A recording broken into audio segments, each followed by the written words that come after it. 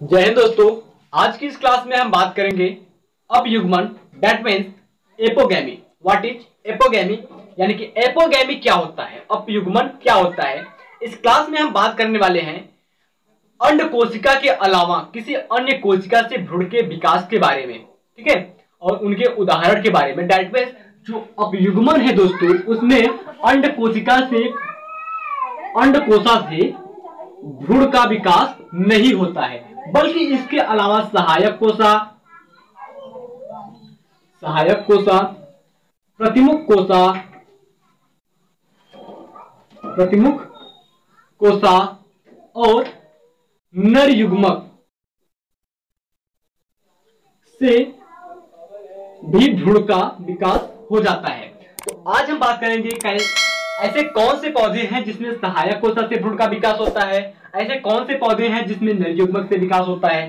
तो पूरी की पूरी बात अगर हम बताएं एक लाइन में, तो अपयुग्मन के अंतर्गत अंड कोशिका को छोड़कर किसी अन्य कोशिका से जब भ्रूण का विकास होता है तो वो अपयुग्मन कहलाता है। ठीक है, तो चलिए आज की क्लास को शुरू करते हैं। आप बने रहिए हमारे साथ पूरी जानकारी के लिए। चलिए बात कर लेते हैं अपयुग्मन, जिसे एपोगैमी के नाम से जानते हैं।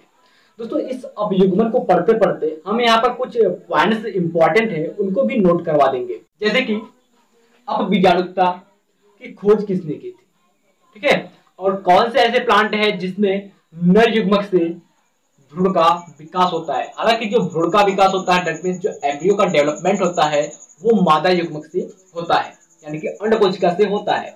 लेकिन कुछ ऐसे प्लांट्स भी हैं जहां पर अंड कोशिका से भ्रूण का विकास न होकर के नर युग्मक से भी भ्रूण का विकास होता है। चलिए आज की क्लास को शुरू करते हैं। देखिए, अगर हम अपयुग्मन की बात करें तो अपयुग्मन होता क्या है। तो अगर भ्रूणकोश यानी कि हैप्लॉइड एम्ब्रियो सैक, जो भ्रूणकोश होता है वो अगर हैप्लॉइड है, उसके अंड कोशिका के अलावा किसी दूसरी कोशा जैसे सहायक कोशा अथवा प्रतिमुख कोशा यानी कि एंटीपोडल सेल से भ्रूण का विकास हो, तो उस विकास को, उस एम्ब्रियो के डेवलपमेंट को कहेंगे अपयुग्मन, यानी कि एपोगैमी कहेंगे। इस लाइन के कहने का मतलब है, मैं आपको एक चित्र के माध्यम से बता देता हूं। देखिए, ये जो भ्रूणकोश है जो कि बीजांड के अंदर पाया जाता है,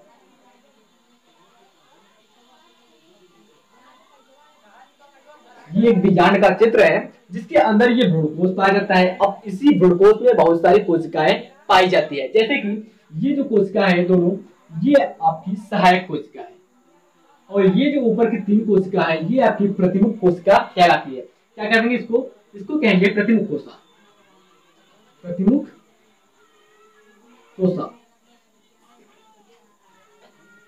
चलिए, और ये जो दोनों कोशिका है साइड साइड के किनारे किनारे की जो कोशिका है, इसको हम कहेंगे सहायक कोशिका। और चलिए एक अलग पेन से दिखा देते हैं, एक अलग मार्कर से दिखा देते हैं। और ये जो बीच का है ये वाला से, इसे हम कहेंगे अंड कोशिका, या फिर किसको हम कह सकते हैं अंडकोशिका, एक सेल। देखिए, इस लाइन में का कहने का मतलब है जो भ्रूण होगा वो इस अंड से यानी कि एग से न बन करके वो बन जाएगा सहायक कोशा से, या फिर बन जाएगा प्रतिमुख कोशा से। तो इस प्रक्रिया को हम कहेंगे एपोगैमी, यानी कि अपयुग्मन। ऐसा कौन से प्लांट में होता है उसको जान लीजिए। ये जो एपोगैमी की प्रक्रिया होती है, अंड कोशिका से भ्रूण का विकास न होकर के सहायक कोशिका और प्रतिमुख कोशिका से होती है, वो जो प्लांट है उनका नाम है लिलियम और एर्थेरिया। ये 2 ऐसे प्लांट है जिसमें अंड कोशिका से भ्रूण का विकास नहीं होता है, बल्कि उसके अलावा सहायक कोशिका और प्रतिमुख कोशिका से हो जाता है। चलिए, हमने अभी बताया आपको कि कुछ ऐसे भी प्लांट हैं जिसमें भ्रूण का विकास नर युग्मक से होता है, उनको भी जान लेते हैं। कभी कभी, हमेशा नहीं, कभी कभी नर युग्मक से भी भ्रूण बन जाते हैं। अब ऐसे कौन से प्लांट हैं उनका नाम जान लीजिए आप। तंबाकू, क्रेपिस टेक्टोरम, ये 2 ऐसे प्लांट हैं जिसमें कभी कभी क्या होता है, अंड कोशिका से भ्रूण का विकास न होकर के डायरेक्ट नर युग्मक से यानी कि मेल गैमेट से ही एम्ब्रियो का डेवलपमेंट हो जाता है।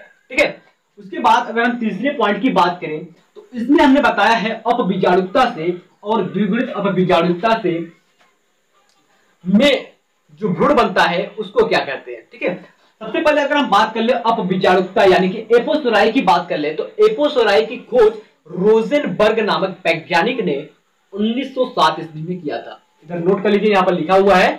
चलिए अब हम बात कर लेते हैं इस तीसरे पॉइंट के बारे में, जो कि बहुत ही ज्यादा इंपॉर्टेंट है।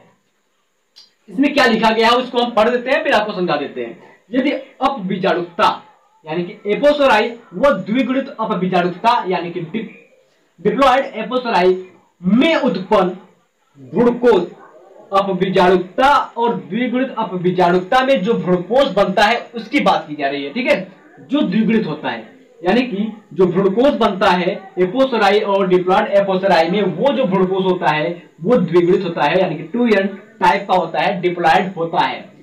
ठीक है, इसमें अंड के अलावा यानी कि यही पॉइंट फिर से हमें देखना है, अंड के अलावा किसी दूसरे कोशा जैसे कि सहायक कोशा और प्रतिमिक कोशा से जब भ्रूण बनता है तो उसे द्विगुणित अपयुग्मन यानी कि डिप्लॉयड एपोगैमी के नाम से जाना जाता है।